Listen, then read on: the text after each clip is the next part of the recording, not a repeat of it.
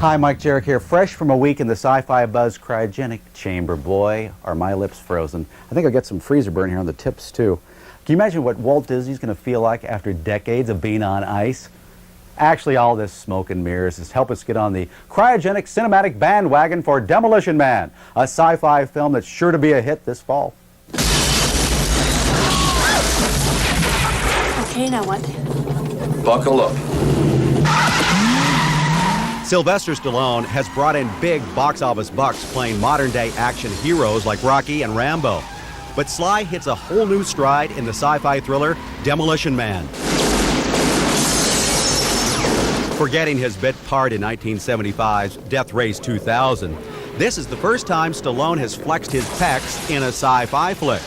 And the experience was so rewarding, he may just go back to the future again. First of all, visually, it's usually more interesting. And you can take liberties in the sense that the reality is not as in check as doing present-day films. And also, you get a chance to dictate what you think the future is going to be. You can create your own, since we have no form of reference to it. Most of the film takes place in the year 2032. The bad guy, played by Wesley Snipes, has escaped from his cryo prison, where he was undergoing sub-zero rehabilitation. Stallone's character, a police sergeant who's also been iced for involuntary manslaughter, is de-thawed and sent out to catch Snipes' character. During the filming of these cryo scenes, the normally tough Stallone felt his bravado was melting. I'll tell you, it's the worst. That, to me, was worse than anything I did in Cliffhanger. There's something about being submerged.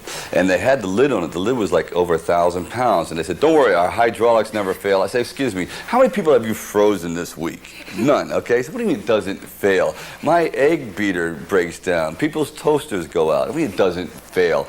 So they said, well, we have 3 backup systems. And you know what the backup system is? A couple guys with a sledgehammer.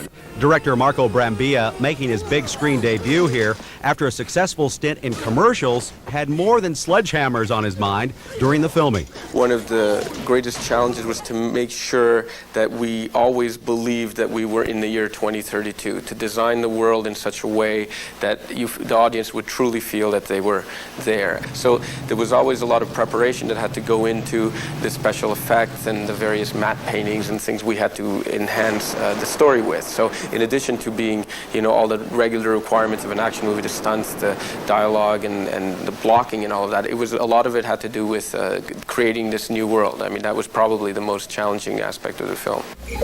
Now just relax. I'll begin in a few seconds. Begin what? Having sex, of course. And what would a sci-fi film be like today without a virtual reality sequence? Actress Sandra Bullock, who plays Sly's love interest, said the verbal requirements of her role, especially during virtual reality love scenes, were difficult to pull off. And you're supposed to be like this hot mama, and then you're supposed to say things like, Versex has been proven to produce higher orders of alpha waves during digitized transference of sexual energies. What I'm saying is, put your helmet back on, you broke my orgasm. Demolition Man is, of course, an action film masquerading in sci-fi garb, but the futuristic Los Angeles created by the film is worth a look.